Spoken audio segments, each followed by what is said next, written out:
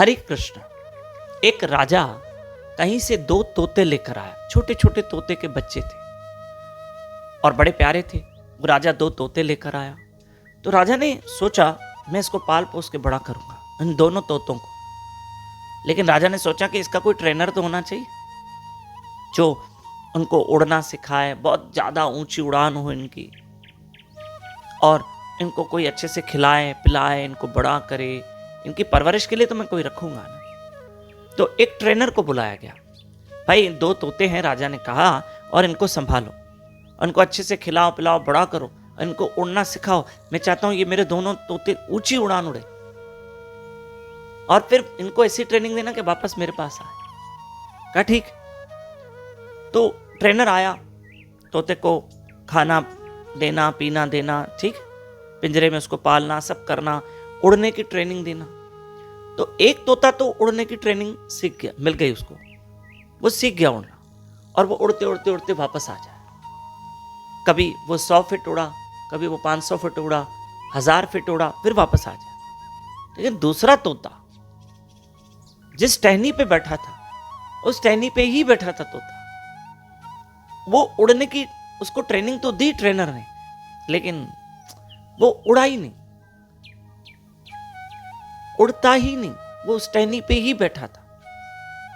वो टहनी पे चल रहा है, एक टहनी से दूसरे टहनी जा रहा है, कर रहा है, लेकिन वो उड़ना नहीं सीखा।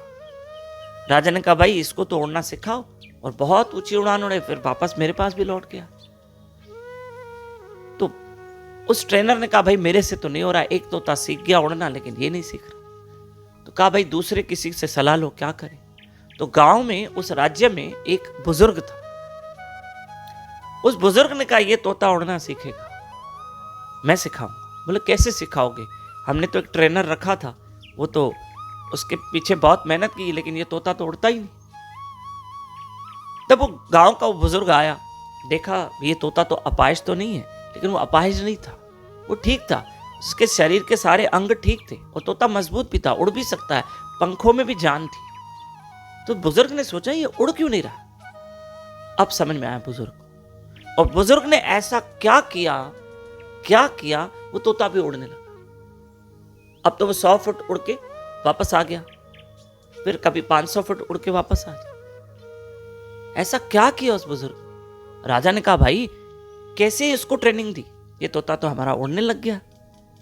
बोले राजा एक बात बताऊं, इसका शरीर ठीक था, पंख सब ठीक थे, परवर सब ठीक है, तो फिर ये उड़ क्यों नहीं रहा था। बोले जिस टहनी पे बैठता था ना, मैंने वो टहनी काट दी। अब जैसे मैंने टहनी काटी, उसको पता है, वो दूसरी टहनी पे बैठने की कोशिश कर, मैंने वो भी काटी, तीसरी काटी, चौथी काटी, सब टहनियां काटते गया। अब उसको पता है कि मेरे पास बैठने की जगह नहीं है, और मेरे पास एक ही रास्ता है, मुझे उड़ना है। और वो उड़ने लगा, क्योंकि वो कंफर्ट जोन में था, उसको टहनी पे ही मजा आ रहा था। बस मैं बैठा हूं ना, मैं सुकून है मेरे जीवन।